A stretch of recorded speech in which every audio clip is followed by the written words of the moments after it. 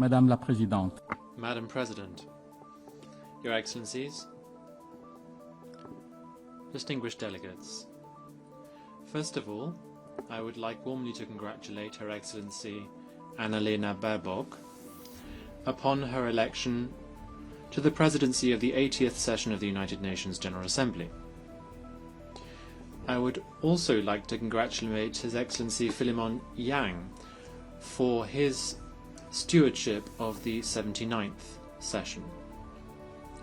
The Pact for the Future that was adopted during his mandate is fully relevant given the topic for this year, Better Together, 80 years and more for peace, development and human rights. This illustrates the spirit of continuity and cooperation that underpins this august global body to remain a source of hope for all of humanity. This year's theme is not just a slogan. It solemnly reminds us that the UN's promise only remains when we act united, when we work to achieve solidarity between nations and peoples, and when we measure success not just in national terms, but in line of the common well-being of citizens of the world. 8 decades ago, after a devastating global war, nations large and small gathered together behind a unique vision. Peace, development and human dignity can only be guaranteed through collective action. Nevertheless, as we gather here to mark this important stage, the ideals of multilateralism are being put to the test. Geopolitical divisions have only got worse. Rivalries between major powers all too often hamper the Security Council's decisions. This leaves many crises throughout the world unresolved and puts millions of lives in danger.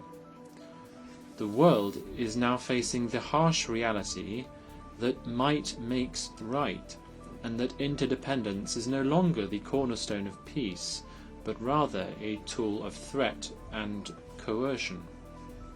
If we genuinely believe that we are better together, we must reinvigorate trust in multilateral institutions, invest in preventive diplomacy, and ensure that the UN is equipped, both politically and financially, to respond decisively and effectively to old and emerging challenges. Madam President, Excellencies, ladies and gentlemen, allow me to speak about peace and to do so from lived experience. For decades, war and genocide traumatized our people and destroyed our country. Dialogue and not war between two true statesmen, our late King Father, His Majesty Samdech Techo Hun, and our former Prime Minister, Samdech Techo Hun Sen, both blessed with wisdom, willpower, and genuine patriotism, had engendered the peace process and national reconciliation. It is now well known that peace was finally achieved through the win-win policy of Samdech Techo Hun Sen that ended 30 years of conflict without a single bullet being fired. We remain forever grateful to the many countries and to the UN peacekeeping operation that have extended support to Cambodia throughout the peace process. Across our towns and villages, the word "we thank peace" are not mere decoration. They are a daily affirmation that peace in our nation's is our nation's most precious treasure. This peace allows us to rebuild from complete ruin.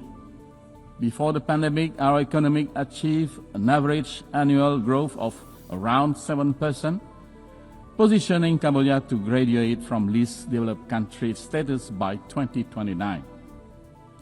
Through this development, millions has been lifted out of poverty in the past decades.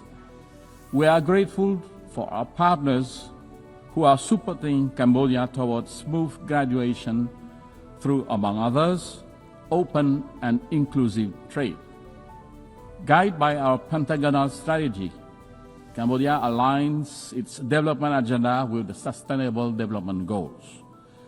We officially launched last year the roadmap to achieve the universal health coverage in Cambodia by 2035, and expanding access to quality education, ensuring that our youth are equipped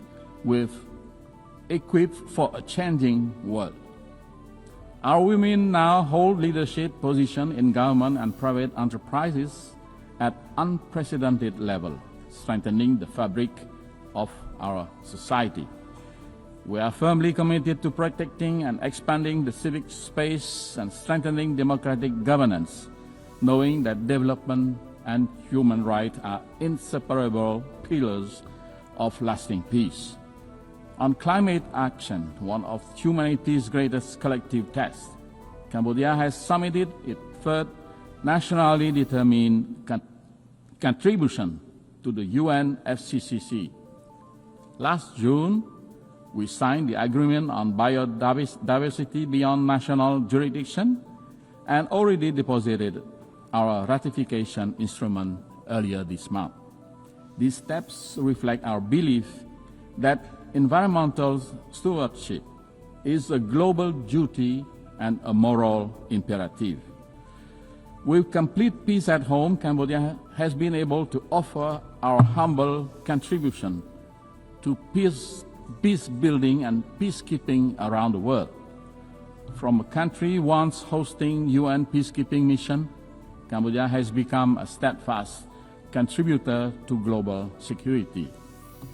Since 2006, we have deployed over 10,000 peacekeepers, more than 800 of them women, to 10 UN missions across the globe.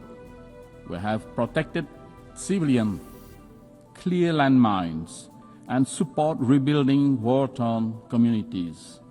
We are currently an active member of the UN Peacebuilding Commission, helping nations emerging from conflict to build institutions and foster reconciliation. Madam President, Excellencies, ladies and gentlemen, Cambodia's transformation embodies the UNGA 80 theme, namely, countries once in need can now become providers of peace and stability for others. It is therefore deeply painful to inform this august assembly that the hard-won peace that we so profoundly cherish and wholeheartedly share around the world is today threatened in our own home, not by internal division like in the past, but border conflict with a neighbor. We are grateful that a ceasefire brokered by US President Donald Trump effectively halted armed clashes that has caused death, injury, and destruction, and the displacement of hundreds of thousands innocent civilians. Like Armenia and Azerbaijan, Cambodia has nominated President Donald Trump for the Nobel Peace Prize for his crucial role in this important step to peace. However, the ceasefire remains very fragile, despite expressed commitment from both countries on the sincerity to strictly comply with the ceasefire terms, to rebuild trust and restore normalcy, and the positive outcome of following meetings hosted and coordinated by Malaysia, the ASEAN chair. But sincerity is only credible and trust can only flourish when respect with both the letter and the spirit of the agreement matches with real action on the ground. Sadly, continued unilateral move to impose territorial sovereignty from our neighbor, using forces instead of agreed mechanism, unilateral maps instead of internationally recognized ones that were produced in accordance with treaties that bind the two countries, and countless other actions undermine this trust-building and peace effort. Of great concern is the forced eviction of Cambodian civilians and threat to use national law against them, and to evict hundreds more from the lands they have lived in for decades. Such way of territorial control on the segment of the border yet to be demarcated demonstrate a clear disregard, not only for the terms of the ceasefire, but also the mutual agreements on the settlement of border issues. In the process, Cambodia's sovereignty and territorial integrity are violated, and the rights and dignity of many Cambodians infringed. Cambodia has consistently and strictly observed the ceasefire, demonstrating good faith and full transparency in the implementation of its term. We have exercised the utmost restraint, even in the face of repeated incident and provocation. As recently as this morning, there was an unprovoked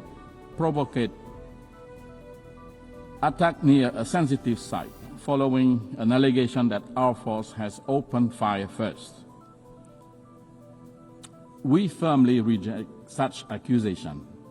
Our troops have not fired first, nor have they returned fire in retaliation to the provocation, underscoring our commitment to peace.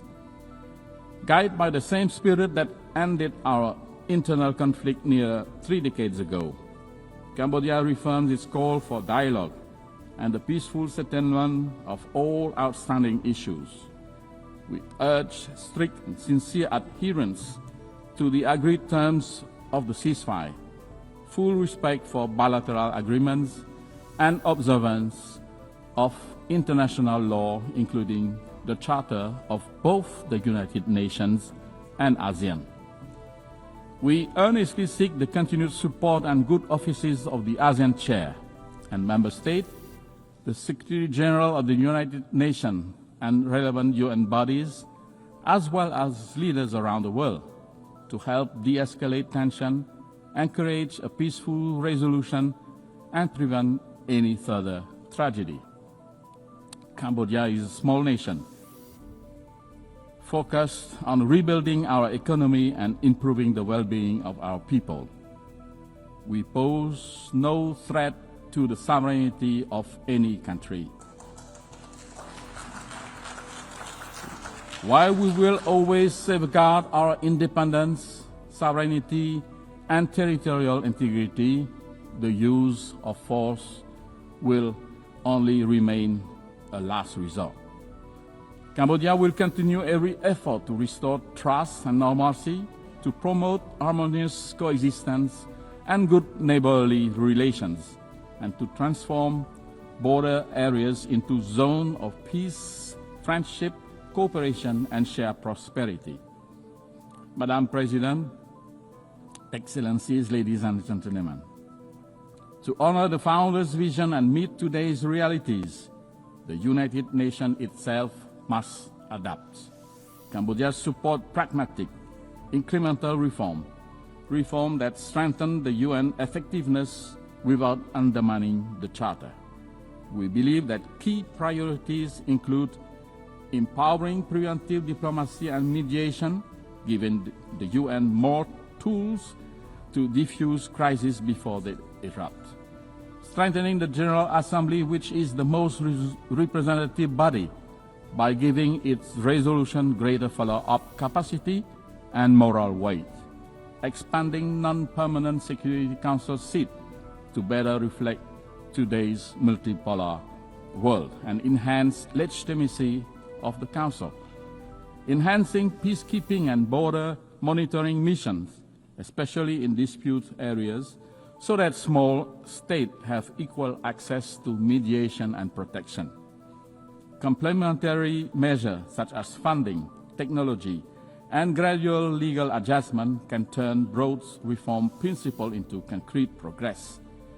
For countries like Cambodia, the UN's greatest strength is not cohesive force, but its moral authority, legitimacy, and convening power, quality that can shield small nations and sustain peace.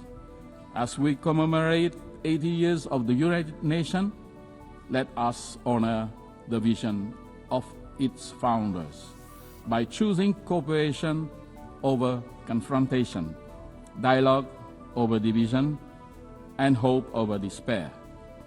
Cambodia stands ready to work to be better together with all member states, the UN system, and our partners worldwide to ensure that the decades ahead are defined by peace, sustainable development, and the unshakable dignity of every human being. I thank you.